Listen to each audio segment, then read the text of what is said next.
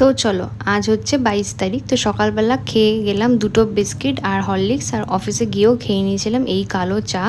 আর আজকে যেহেতু কৌশিকী অমাবস্যা, তো পুরো দিনই আমি ভেজ খাবো, তো এই লুচি আর ভেজ ঘুগনি নিয়ে গেছিলাম, যেটা মাই করে দিয়েছিল। তো সেটা দিয়ে আজকে লাঞ্চটা কমপ্লিট করলাম। আর মাঝখানে এই যে একটা নক নক এই বিস্কিটটা খেলাম, চকলেট বিস্কিট, ভালো লাগলো।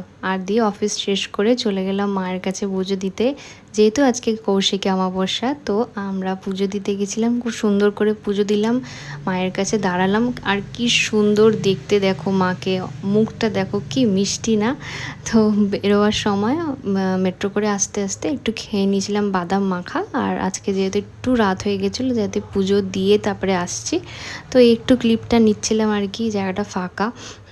তো এই আর কি হেঁটে হেঁটে আসছিলাম। আর বাড়িতে এসেও আজকে একদম নর্মাল সিম্পল ঘি ভাত আলু সেদ্ধ দিয়ে সেটাই খেয়ে নিলাম। আর এরকমভাবেই আমার 22 তারিখটা শেষ হলো। তো চলো বাই, আবার দেখা হচ্ছে।